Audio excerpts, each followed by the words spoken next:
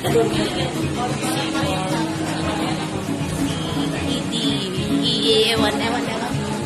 What is your favorite? Ganyan ako pinasok ng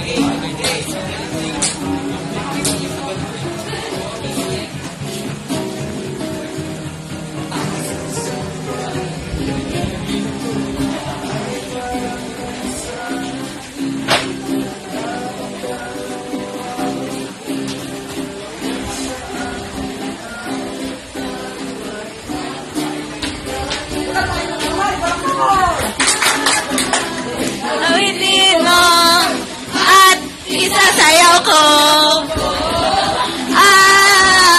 Awitin mo at isasayaw ko.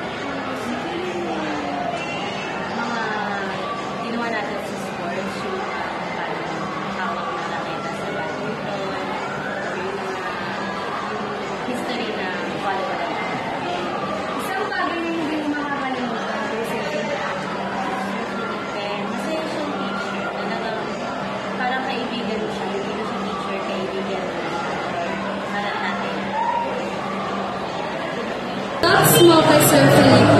My thoughts for Sir Felipe is he's a very kind and loving teacher.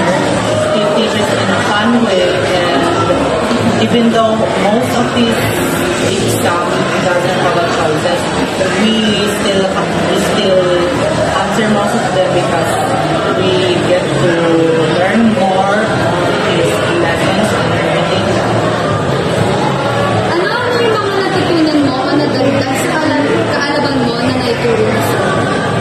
I learned on how to properly play badminton and different strokes of badminton. Isang bagay na hindi mo makakalimutan, Is badminton.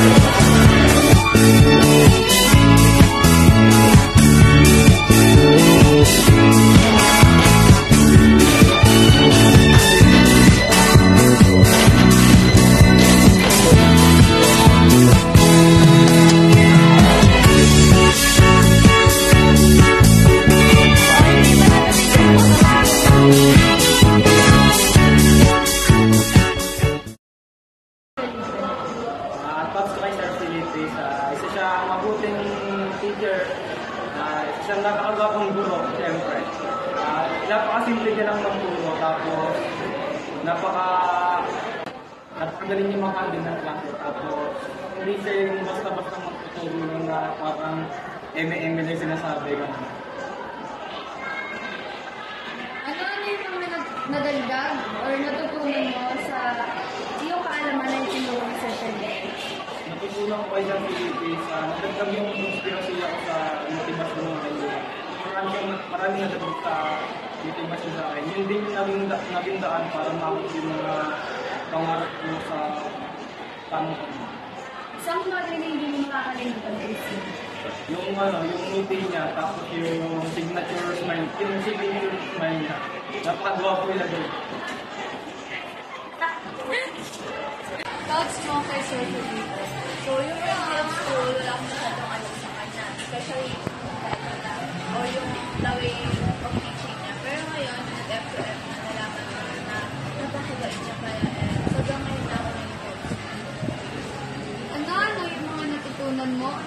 sa kaalaman mo na naitulong mo sa Siguro yung mga food for thoughts niya, yung mga positive energy na binibigay niya sa amin. Yung mga tutulong. isang bagay na hindi mo makakalimutan po sir? Siguro yun yung pagiging, pagbibigay niya ng mga advice sa akin na alam ko na sinabi ko, makakatulong sa akin. Salamat po Sir Felipe sa isang buong taong ng pagtuturo ninyo po sa amin. Salamat po dahil kayo ang nagsilbi naming ama sa paaralan. Kaya po ng aking nanay kayo din po ay naging produkto ng Sapang Palay National High School. Salamat po sa mga Bible verses na ibinibigay niyo po sa amin. Natutulungan po kami nito na ma-motivate sa aming buhay. Sana po ay marami pa po kayong mga bata, mga estudyante na matulungan at mabigyan ng aral sa salita ng Diyos. At salamat po sa inyong pagtuturo. Salamat dahil kayo po ang tumayong pangalawang ama, hindi sa bahay pero sa eskwelahan. Salamat din po sa inyong pagtuturo sa amin ng maayos at pagbibigay ng food for thoughts para magbigay aral sa buhay at magkaroon ng inspirasyon para sa pagpapatuloy ng pag-aaral. Sana marami pa kayong maturuan at mabigyan ng inspirasyon sa buhay. At salamat po dahil nag-enjoy kami sa bawat araw ng inyong pagtuturo sa amin. Lalo na po sa physical education or PE. Keep safe po sir, and God bless.